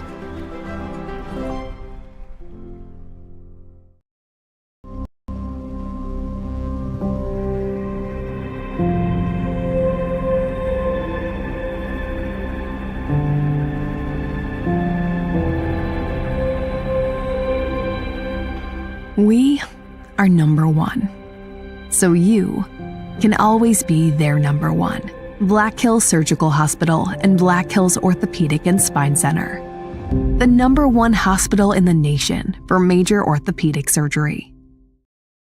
It's officially patio season in downtown Rapid City, and there's no better place to soak up the sun and the good vibes than at Que Pasa Mexican Cantina. Tacos, tequila, burritos, and beer, and good vibes all day long. Que Pasa is your hometown hangout, and we have a smoking deal for you. Mention you heard Rob on the radio and score a $2.99 house margarita any day, anytime. Limit 1 per customer per day, so don't miss out. Offer available for a limited time. Swing by, sip something special, and celebrate the season at Que Pasa Mexican Cantina.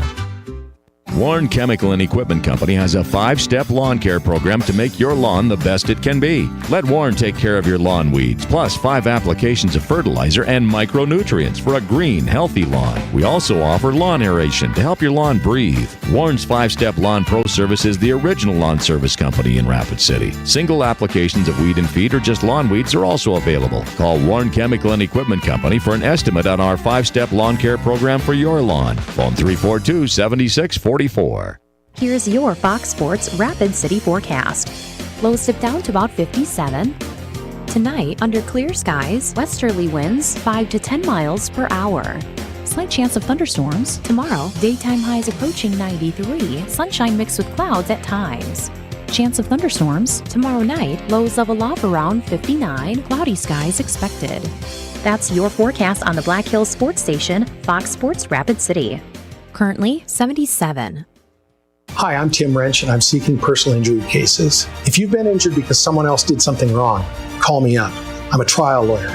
I've tried criminal and civil cases for decades, and I can use all of that experience to help you. I also know this, that when insurance companies know that you're represented by a trial lawyer, they take your claim more seriously, and if it is to be settled, it's settled better with a trial lawyer. Wrench Law, 605-341-1111, wrenchlaw.com.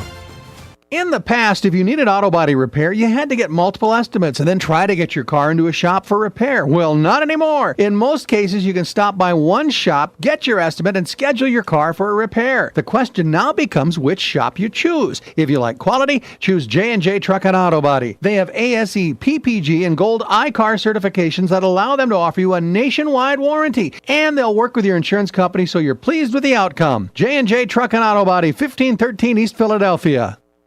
Your sports, your show. From East River to West River, this is South Dakota's sports talk show, The Nate Brown Show.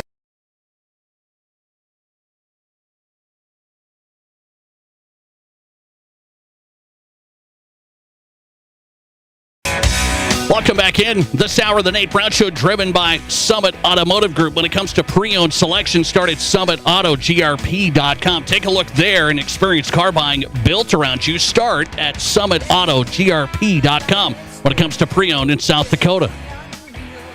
The Nate Brown Show on Fox Sports Radio with Matthew Colleran tonight. Getting our week started with the Vikings Insider. The site is Purple Insider. PurpleInsider.com. Hit his site, get his newsletter. You've got the coverage. Find him on X at Matthew Collar. Vikings getting set here.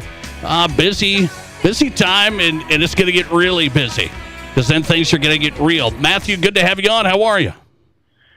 Oh, I'm doing okay. Yeah, it's funny that some of the YouTube videos I've posted have already, just based on J.J. McCarthy OTAs, set some highs that would have been higher than any video last year, and it's just June. So I think you can really get a sense for the anticipation for Vikings fans to see the quarterback that they have waited so long for. That's interesting. So I didn't know that. You're saying you're getting a ton of interest for J.J. McCarthy now.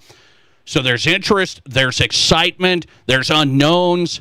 Can we find out anything from OTAs, Matthew? Do you believe you can find out anything about J.J. McCarthy?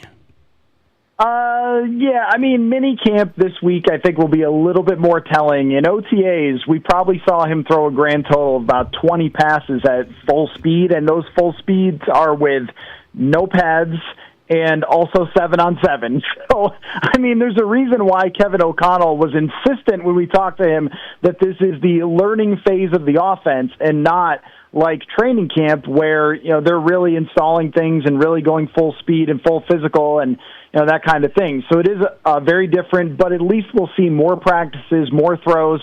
What we were really looking for in the first day was to try to just confirm that J.J. McCarthy looked physically good to go. Because when you think about so much that he's gone through with the meniscus injury, the surgery, he lost a lot of weight during the recovery from the surgery and then had to put it all back on this offseason. But when we got back out there, he looked very much like the same quarterback that we saw when he got hurt, which was the arm looked live. He looked like he was in control of the offense, and he looked like he was moving around really well with no limitations whatsoever. That's the best we can do. But the thing is that, once you see him out there leading an offense and you look at that offense, Jefferson, Addison, Hawkinson, the running game, the offensive linemen that they've added, you think, this looks pretty darn good for J.J. McCarthy. So we won't really know until, I don't know how long. I mean, we still debate quarterbacks that have been in the league for 5 years.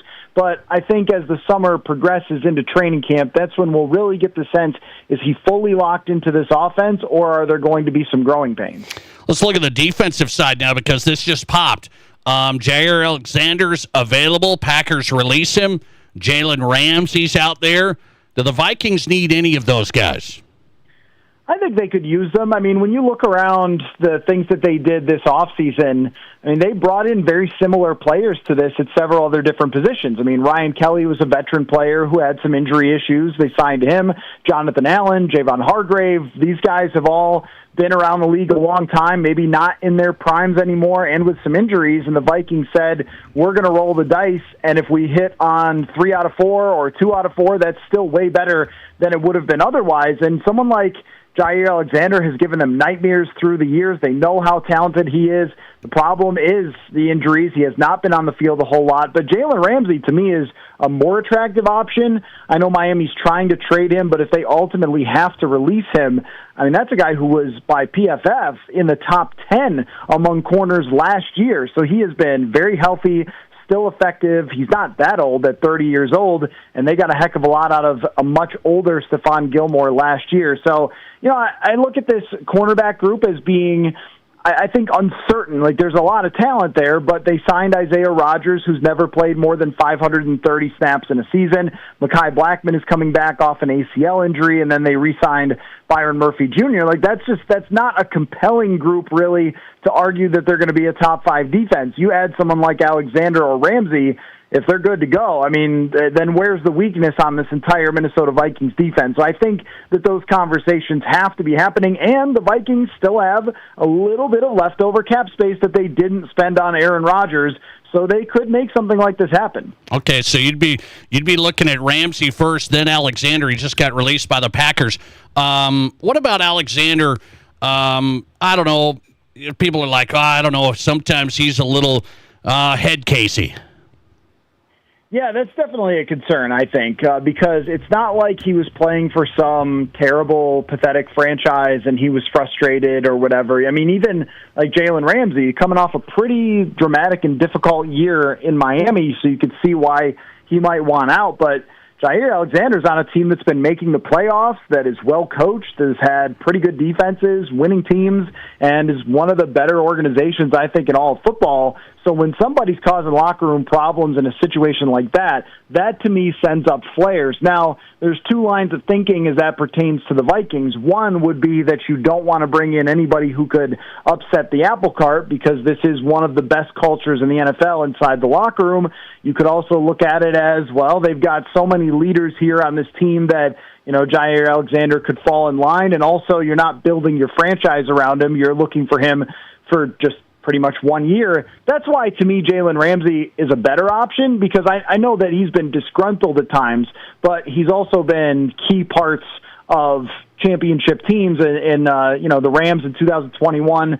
Kevin O'Connell would have some familiarity with him, and I don't think that he's ever been problematic when he's playing at the way that Jair Alexander has been, maybe just frustrated and wanting out of a certain situation. So, both guys, if somebody's leaving another team, you always have to ask why, but I think Alexander, to me, has more red flags.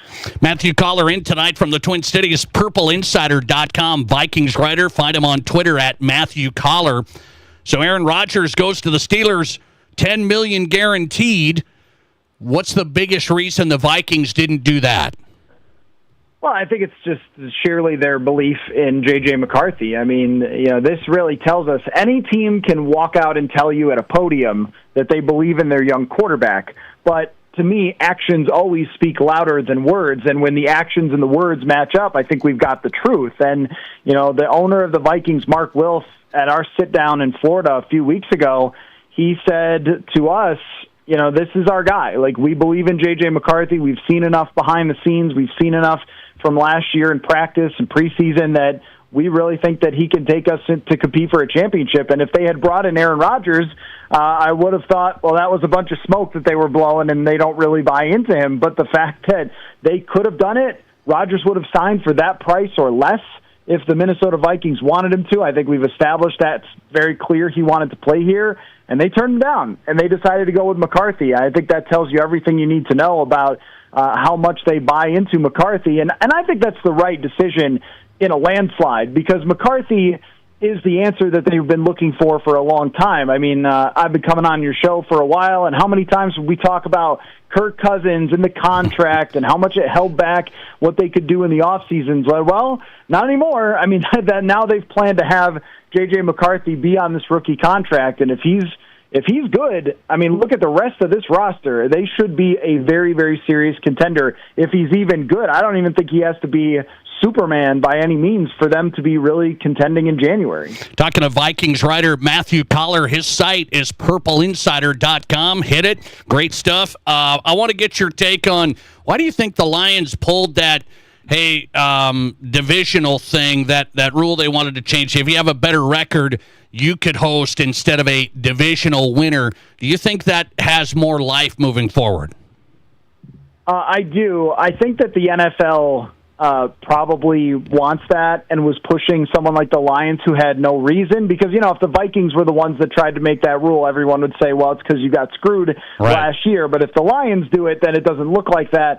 I just think it's fair. I mean, I've asked people before, do you want your team to win a playoff game or do you want to win the division? I mean, everyone says playoff game over division. It's clear the playoffs mean a hell of a lot more than division championships. And why is it that the NFL is sending a 14-win team on the road to play a 10-win team? It just doesn't, it's never computed for me, and I hope they eventually do change it, but I think there are also some dinosaurs who really care about those division championships. I don't know. What does it say about the extension for Kwesi Adolfo-Mensah? Vikings did it. It wasn't a surprise, but what does it say? Well, to me, it says that the direction of this team is very, very good, and the culture inside the building is very good. And those are the two things that the Wilfs were in really tough trouble when they fired Mike Zimmer and Rick Spielman. I mean, if you go back, I found an NFL.com article that ranked all of the coaches that were hired in 2022 by the best to worst situation. And the Vikings were one of the worst situations. I mean, they were old. They had cap trouble. They really had no future at the quarterback position outside of Kirk Cousins. And they have completely rebuilt this roster really around Justin Jefferson. They've done wonders in free agency. They certainly hired the right head coach, my goodness. And now it's time to really go win. And I think if Kwesi Adolfo-Mensah hadn't continued to be the GM, it would have been like laying the foundation of the house and then not putting any furniture in it or something, or not seeing it, the finished product, right? I mean, so this is what we get to see now, is he's done all the work with this roster. They've won a lot of games as they were rebuilding on the fly. Now go compete for a championship.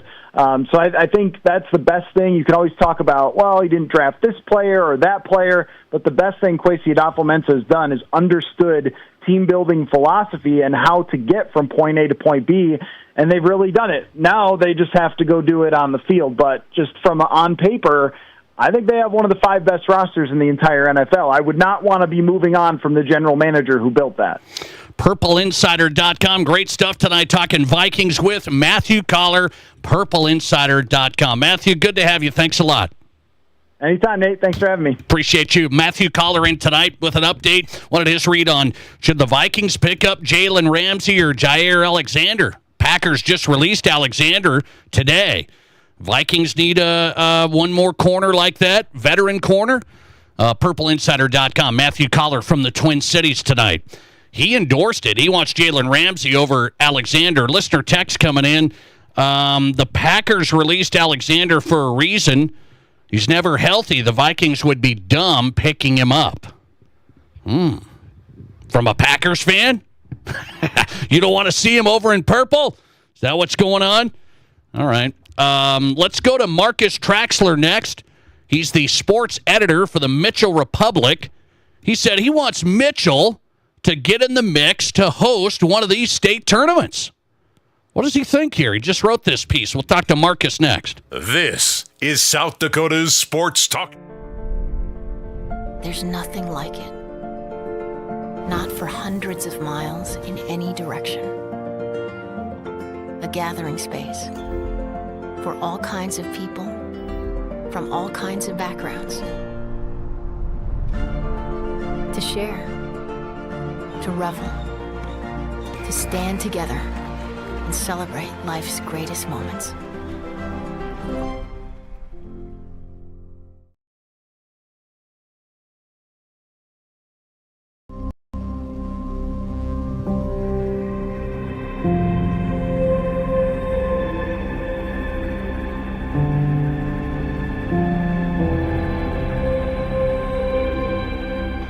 We are number one. So you can always be their number one. Black Hills Surgical Hospital and Black Hills Orthopedic and Spine Center. The number one hospital in the nation for major orthopedic surgery. Has ranked Elkhorn Ridge Golf Club the number one public course in South Dakota. Off Exit 17 in Spearfish, Elkhorn Ridge offers a golfing experience second to none. Play their 18-hole championship layout with your buddies. Stop into Miller Creek Pub for some drinks, or bring the family out for lunch and try out the new putting green right below Miller Creek Pub. Elkhorn Ridge Golf Club has it all. Book your next tee time at elkhornridgeresort.com. Hi, folks. Kevin McPherson, McPherson Auction Company. I want to invite you to the 12th Annual Wild Bill Days Classic Car Auction coming up Saturday, June 14th at the Deadwood Mountain Grand, Deadwood, South Dakota. Now, this is a live auction with simulcast bidding available. Approximately 75 cars, trucks, and hot rods will be crossing the block starting at 10 a.m. Also be selling memorabilia. Hope to see you all Saturday, the 14th of June. Free concerts, classic car auction, Deadwood Mountain Grand, Deadwood, South Dakota. For more details, go to McPhersonAuction.com. Are you thinking about starting or expanding a business? At Black Hills Federal Credit Union, our dedicated business lending team focuses on understanding our members' unique needs and truly wants to help them succeed. From the loans to get your business off the ground to the accounts to keep it running, we offer unique products with your business's best interest in mind. Learn more at bhfcu.com or text or call 605-718-1818. BHFCU is a member-owned, not-for-profit. Collins Siding has been the region's premier window siding door and gutter installation specialist since 1974. They use only the highest quality materials and never compromise on their workmanship. Collins Siding is licensed, bonded, and their estimates always include labor, materials, and applicable permits and taxes. Collins Siding has been providing top quality service and exceeding high standards for over 45 years, and you can find out how by visiting them at 2016 Cherry Avenue. Collins Siding, 2016 Cherry Avenue, Rapid City. Ever since Barron's Wilson Funeral Home first opened their doors in Rapid City 140 years ago, they have continued to make personal service their number one priority. In your time of grief, they offer a personal touch by being at your side through every step of the funeral process. They answer difficult questions and guide you toward other professional services you may need. See for yourself the wide variety of services they can provide for you by visiting their website at barronswilson.com. You're listening to The Nate Brown Show, also streaming right now on X. Follow us and watch the show live at Nate Brown Show.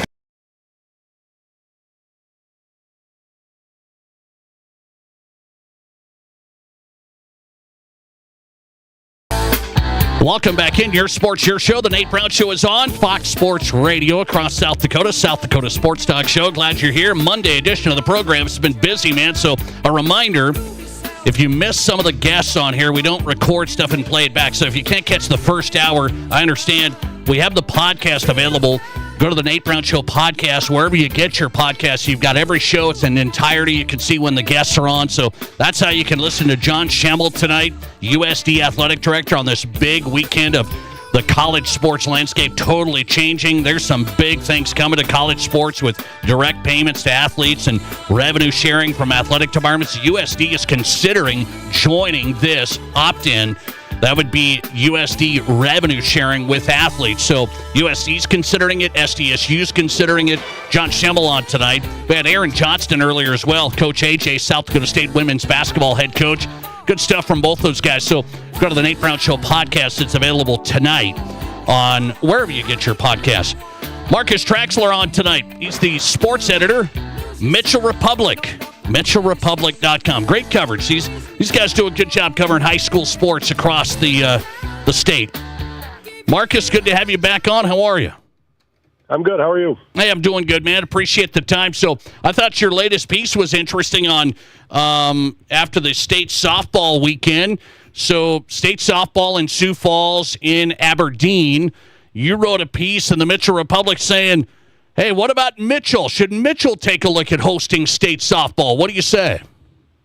Yeah, it was really just food for thought. Mitchell certainly has the softball complexes to pull that off, especially in comparison to Aberdeen, which, the games in Aberdeen, Class A and Class B, the last 3 years have just been played on your traditional fourplex that you see rec teams play on. And Mitchell has those. Mitchell also has a specific softball stadium that Dakota Wesleyan uses, Mitchell High School uses for part of the season as well, which is a little bit of a step up. And I just viewed it as, Mitchell has the hotel rooms. Mitchell is geographically friendly to the teams that have been qualifying to the state softball tournament. And certainly, if you're going to have a city like Aberdeen hosting it, certainly Mitchell could be in the mix from just that standpoint alone. And, I also look at it from the standpoint of Mitchell has not hosted state basketball recently, probably is not going to until the Corn Palace gets a major renovation. So softball is a sport that, the city probably could handle, and the timing would seem to be okay. And I would say, one class would probably be enough. I'm not proposing all 3 classes should be in Mitchell or anything like that. It was more so just something to think about, and I did get some feedback today of, hey, this is something Mitchell probably should take a look at. Oh, is that right? What do you mean, feedback from Mitchell Chamber of Commerce or what? Yeah, a few Mitchell people saying, yeah, this is a good idea. This is something we should look into. Maybe contact the State High School League, talk to local school leadership from Mitchell High School. So yeah, I wonder. I didn't know really how much it was on their radar, and I just wrote it because I thought it was interesting and obviously timely with the state tournament. So that was sort of the impetus, and it was good at least to see people were paying attention. So. Okay, it's interesting. Speaking of state softball, it's something that I noticed. State softball tournaments weren't streamed on their YouTube on SDPB, Marcus, where a lot of events are. It was on Game Changer, so you'd have to get the Game Changer account, and you could watch it that way. It was brought to my attention from some softball people like, hey, this wasn't streamed. SDPB just did that. They added the YouTube feeds. What do you say on that? Stream it just like all the other events? Yeah, well, I did notice the change to the YouTube stream. It was a lot more convenient. They obviously do that with all the other state championships that they broadcast, so I think that was a good move. I use Game Changer a lot because so many baseball stats and softball stats are on there. Sure. And, there's a lot of stats on there, but it's not I wouldn't call it a very user-friendly platform or user-friendly app. And so I'm glad to see SDPB just kind of took the extra step of, rather than just having that stream on an app that they are not really involved in, they have the rights to the games. They might as well have them on their YouTube. And I think it was a smart move. Obviously, the next step is probably, if at some point can they build out the production. I understand that there's, 3 sites. It's June. High school season's ending. That might be a little bit tougher ask. There's a lot of state events that they host where they're having student workers help, and that might be more difficult in June. So, but I think, having it on YouTube I saw as a big step forward because that was not necessarily the case the previous 2 years. Marcus Traxler joining us on the Nate Brown Show, courtesy of the Pizza Ranch Studio Hotline, sports editor, MitchellRepublic.com. He said you could get state softball potentially. Take a look in Mitchell. So I assume you're a proponent of let's have state tournaments, whether it's basketball or whatever, in these communities around South Dakota moving forward, not in Rapid City only, not in Sioux Falls. I assume you're a proponent of moving state tournaments around. Well, I've lived here for more than a decade, and I know there's probably not a more divisive topic out there. So I understand that this is, I'm not going to change anybody's mind today. I've warmed up. I understand having the state tournaments the way they are, and I think when I go to Huron, for the Class B girls in March, Huron cares a lot that they have those 8 teams and all those fans there. Okay. The Huron Arena for being a 60, 70-year-old venue does a pretty dang good job of it. And, I've enjoyed the experience when I go to Rapid City or Sioux Falls, Aberdeen. I've been to Aberdeen for the Class B boys. So I've warmed up to give it to the communities that care. And, I mean, if we're being honest, Sioux Falls, Rapid City, they don't always, show that same hospitality that the places like Huron and Aberdeen do. And that does matter to fans and the teams and everybody that's involved. All right, interesting stuff. Marcus Traxler on tonight. I want your read on this. You're in Mitchell. There's a hotbed of amateur baseball around there. I'm not an amateur baseball expert, Marcus. West River doesn't have a big tradition anymore. There used to be some teams, but not a big tradition. If I were to do a sports documentary, would amateur baseball be interesting? Well, I think it would be interesting to people in South Dakota. I mean, there are other states that have town team baseball to a certain same level, but it is a lot, obviously if it's a regional sport, but it's very regional in South Dakota, like you mentioned. Mitchell is a hotbed for it, the Yankton area, kind of all the way to the border with Iowa, but it's not as big, in some of the other communities in the north central, and obviously you mentioned the western part of the state. So, but there's obviously some really great stories. I know 2 years ago you had Canova against Lesterville in the state championship. The combined population of those towns was like under 500. So, and they came to Cadwell Park in Mitchell and they filled the place up. So that tells you the interest that's involved with amateur baseball, particularly Class B small towns. Yeah, it's very interesting. Last one for you. You cover high school hoops. What was your first reaction when you saw Dave Hollenbeck leaving St. Thomas More, 29 years, 4 state titles, going to West Central?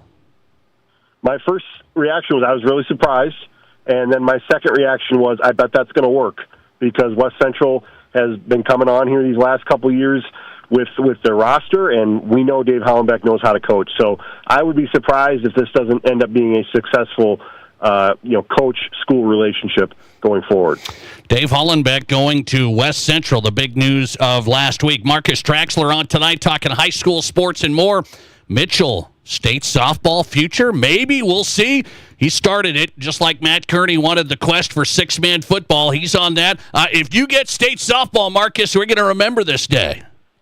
I think I've got a better chance at state softball than the 6-man at this point, I have to say. So. Okay. All right. Sports editor, MitchellRepublic.com. Good work, man. I appreciate you. Thanks a lot. Thanks. Take care. Appreciate it. Marcus Traxler in tonight, MitchellRepublic.com. Sports editor, covering high school sports, does a good job there. Find him on X at Marcus Traxler. And here on the Nate Brown Show across South Dakota. Coming back on Fox Sports Radio with our Who's Hot and Who's Not. There was a Legion baseball game over the weekend. This one blew my mind. We'll get to it next. This is the Nate Brown Show. How do you make a buffet day even better? Make it a play day. The Pizza Ranch and Fun Zone Arcade is your place for good food and good times. Won the big game? Make it a play day. Aced your test? Make it a play day. Just need to get out of the house? Make it a play day. The Pizza Ranch and Fun Zone Arcade has all your favorites and all kinds of fun. So bring your family, bring your friends, bring your team. For good food and good times, make it a buffet day and a play day at the Pizza Ranch and Fun Zone Arcade. It was only a few in the beginning, one here, one there. I knew it was illegal, but I liked doing it. Even my kids noticed. There's nothing worse than your 10-year-old telling you you're breaking the law. But I didn't hit the breaking point until I hit that little kid. Addiction has many faces. Texting and driving when you know it's life-threatening and illegal can be one of them. Take back control. Put the phone down. Brought to you by the South Dakota Office of Highway Safety, the South Dakota Broadcasters Association, and this station. Summer's here, and adventure is calling at Spearfish GMC Cadillac. New Sierra Light Duties with savings up to $6,250, or choose 0% financing for 36 months. Need more muscle? The Sierra HD has total savings of up to $2,750. At Spearfish GMC, we've got a great selection of Terrains, Acadias, and Yukons just waiting for your next road trip. Shop anytime at SpearfishMotors.com and make this summer one to remember. GMC, we are professional grade. Here's your Fox Sports Rapid City forecast. Lows dip down to about 57. Tonight, under clear skies, westerly winds 5 to 10 miles per hour. Slight chance of thunderstorms. Tomorrow, daytime highs approaching 93, sunshine mixed with clouds at times. Chance of thunderstorms. Tomorrow night, lows level off around 59, cloudy skies expected. That's your forecast on the Black Hills Sports Station, Fox Sports Rapid City. Currently, 77. Ready for the wildest night of your life? Bingo Loco hits the Box Elder Event Center on June 28th. A 21 and over event where bingo meets rave. Think dance-offs, lip-sync battles, throwback anthems, confetti showers, and epic prizes. Even a vacation getaway. Doors open at 6, show starts at 7. Book the Bingo Loco room package at Courtyard by Marriott. Includes your stay, 2 tickets, and breakfast. Don't miss it. Get your tickets now at thebox.live. Hi, this is Dr. Dan Jensen at Physio. We want to be your trusted partner for physical therapy, athlete development, and sports rehab. As the official strength and conditioning partners for Stevens, Central, Douglas, and the Rapid City Rush, our team at Physio is building the best athletes in the Black Hills. If you have an athlete in the family, we offer long-term athlete development at affordable prices for middle and high school students. We also have the only board-certified sports PT in Rapid City. At our brand new facility, Physio is ready to help you perform at your best. One-on-one physical therapy, athlete development, and sports rehab, all at one place. Get started at bhphysio.com. Get away from it all in the great outdoors for lasting family memories with a new or pre-owned RV from Dakota Discount RV. We make your RV experience fun and easy by providing you with a quality recreational vehicle, competitive pricing, and professional sales and service. Our large inventory of fifth-wheelers, travel trailers, toy haulers, and live-in horse trailers allows us to save our customers thousands of dollars compared to most dealers. Stop by and see us at Dakota Discount RV, 3330 East Mall Drive across from Cabela's and on JB Road, Blackhawk. Live from the Anytime Auto Sales Service and Details Studio. Sales, service, and recreation. This is Fox Sports Rapid City.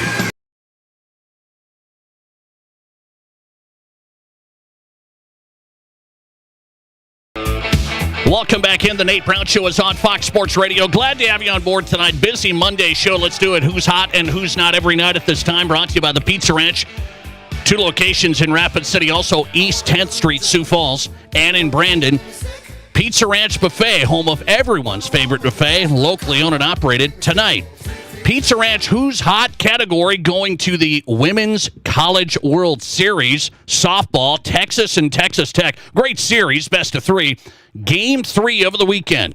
The highest rated ever for women's college softball. It's just massive. 2.4 million average viewers for Game 3. That's the most watched women's college softball game ever. Peaked at 2.7 million. Huge audience for women's college softball.